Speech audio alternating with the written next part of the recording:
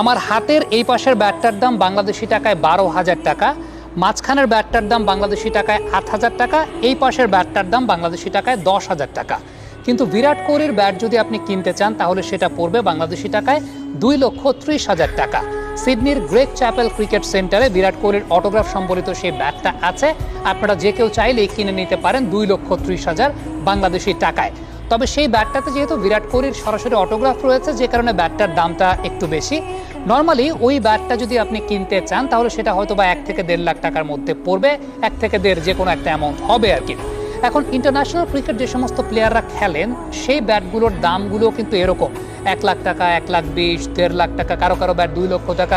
আমি বাবর আজমের একটা ব্যাট ধরেছিলাম যখন রংপুর রাইডার্সের হয়ে খেলতে এসেছিলেন, সেই ব্যাটের দাম প্রায় 2 লক্ষ টাকার কাছাকাছি ছিল। এখন এই যে বলছে আমার হাতে 12,000 টাকা দামের ব্যাট, কিন্তু ইন্টারন্যাশনাল প্লেয়াররা খেলেন যেগুলো, সেগুলো 1 লাখ টাকা, 1,20,000 টাকা। কেন ব্যাটের এত দাম?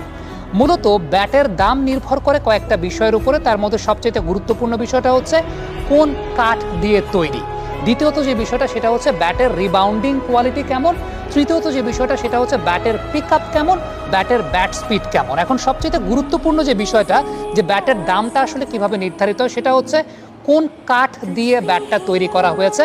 নর্মালি ক্রিকেট ব্যাট তৈরি হয় 2 ধরনের কাঠ দিয়ে, একটা হচ্ছে কাশ্মীরি উইলো আর একটা হচ্ছে ইংলিশ উইলো। এই যে উইলো কাঠগুলো, এই উইলো কাঠগুলো মূলত তৈরি হয় স্যালিক্স অ্যালবা গাছ থেকে। যে স্যালিক্স অ্যালবা গাছ মোটামুটি বিশ্বের প্রায় সব দেশেই পাওয়া যায়, কিন্তু 2টা জায়গার স্যালিক্স অ্যালবা কাঠ ব্যাট তৈরির জন্য সবচেয়ে বেশি প্রমিনেন্ট। একটা হচ্ছে ইংল্যান্ডের চেমসফোর্ড আর একটা হচ্ছে কাশ্মীর। এখন কেন এই 2 অঞ্চলের স্যালিক্স অ্যালবা গাছের কাঠ দিয়ে ব্যাট তৈরি করা হয়, তার পেছনে কারণটা হচ্ছে প্রথমত ভৌগোলিক অবস্থান, দ্বিতীয়ত বৃষ্টিপাতের পরিমাণ, তৃতীয়ত মাটির যে সয়েল কন্টেন্ট রয়েছে